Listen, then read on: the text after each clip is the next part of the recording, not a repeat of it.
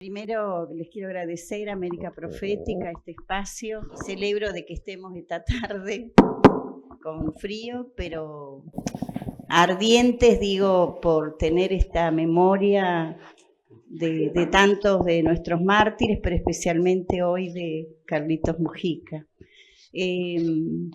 Siguiendo la pregunta que ustedes nos hacían, bueno, realmente también quiero, bueno, celebrar que esté ante tantas figuras, como digo, históricas, como Domingo, los compañeros que están, el obispo, y que la verdad que es muy importante, Gaby, que convoques, también porque yo coordino un espacio interreligioso, Patrick Rice, que está en el espacio de memoria de la ESESMA, y me parece que ese también es un camino donde en América Latina estamos siempre homenajeando, haciendo memoria de nuestros mártires que hoy los necesitamos tanto, siempre nos acompañan en nuestro camino, pero hoy más que nunca que nos iluminen y que nos ayuden para seguir profundizando en la fe, en la espiritualidad, pero con acciones concretas.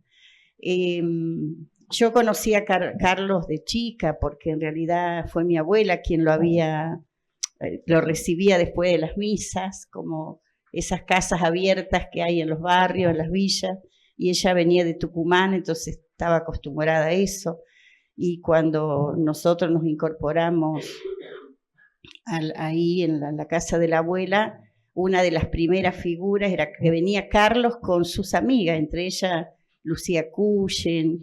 Bueno, siempre era un grupo, nunca venía Carlos solo.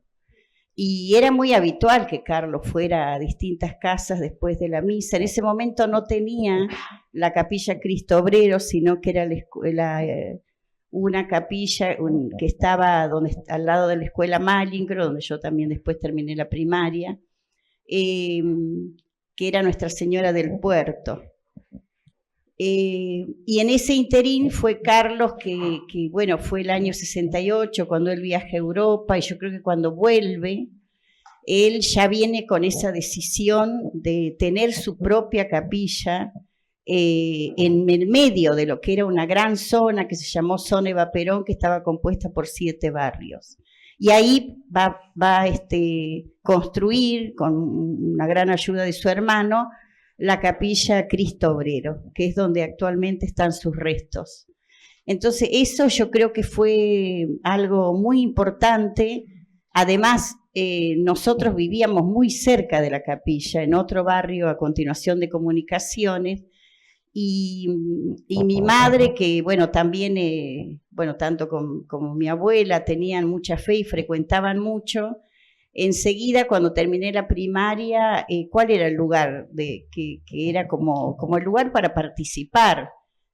Me mandó a la capilla, porque ella ya tenía esa práctica y, digamos, se imaginan una mujer con 5 hijos, que yo siempre digo, le agradezco a ella, ¿no? Que no nos dejaba y nos cuidaba tanto, porque después mi madre se queda sola, mis abuelos se van de ahí. Pero ella siempre nos alentó a la participación, primero en la capilla, y después creo que la primer marcha por la vivienda la hice con mi madre. Digo, esto de siempre estar participando para mejorar las condiciones, que eran tremendas, ¿no? De vida, no había agua, no había luz eléctrica, había que mejorar los pasillos. En esa gran tarea comunitaria, creo que es lo que bueno, nos involucramos todos, aún adolescentes, y Carlos allí, junto con todas las comisiones del barrio, de los distintos barrios, y especialmente de Comunicaciones, que después ustedes cuando vean la película de la televisión alemana, aparece Carlos con un presidente que fue 15 años, del presidente de Comunicaciones, que es José Valenzuela, un gran referente comunitario también. Entonces, en ese entorno, digamos, creo que entre la fe y el trabajo comunitario Bueno, a mí me marcaron fuertemente, porque para mí esa fue mi primera escuela. Y porque yo creo que eso nos hace, ¿no? Y Carlos con su prédica, especialmente hacia los jóvenes, porque si algo tenía Carlos que llegaba tanto a los jóvenes, en este caso éramos los jóvenes del barrio, ¿no? Y, y donde participábamos no solamente en las misas diarias, sino también en los domingos, que sí se llenaba de gente, que venía de todos lados, de distintos ámbitos. Y ahí Carlos no solamente nos predicaba por la fe, sino que también nos hacía conocer las realidades del mundo. En ese tiempo estaba la guerra de Vietnam, y entonces nosotros también pedíamos por la paz en Vietnam.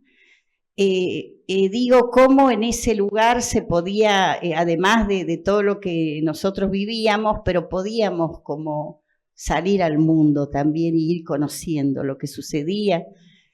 Ahí está el movimiento de sacerdotes para el tercer mundo, que bueno, ya Domingo va a hablar, pero para mí fue como la iglesia que conocí y que de la que quiero seguir creyendo, de esa iglesia comprometida por los pobres en acciones concretas. Y creo que ahora, a los 50 años, para mí es, realmente yo quedé, todo este año estoy muy conmovida, porque creo que a los 50 años a veces, Patricio siempre me decía los procesos, él por ser irlandés, me decía que los procesos a veces tardan mucho más, nosotros a veces queremos las cosas más inmediatas, y yo muchas veces discutía esto con él, y él una vez me dijo, la paz en Irlanda tardó 200 años.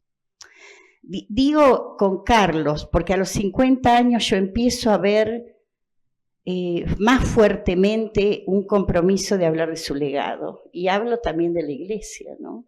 O sea, yo también como una miembro laica de la Fraternidad Carlos de Foucault, empezamos a ver esto, o sea, la marcha que se hizo el 11, el 12 en realidad, todas las actividades que se hicieron el 11 en la villa, en la parroquia donde él fue asesinado, pero escuchar hablar también de sacerdotes que dicen, vamos al seminario a hablar del legado de Carlos. ¿Cuántas veces Carlos estuvo prácticamente prohibido, silenciado? O a veces también tergiversada su historia y todo su compromiso. Entonces esto lo empiezo a ver ahora, que yo lo celebro, porque creo que no es solamente, bueno, tener la memoria, o sea, tenemos que tener en la memoria a nuestros mártires, también tenemos que llegar a los juicios, por lo que nosotros seguimos muy firme, así como se pudo hacer el juicio al obispo Angelelli y después a todos los beatos.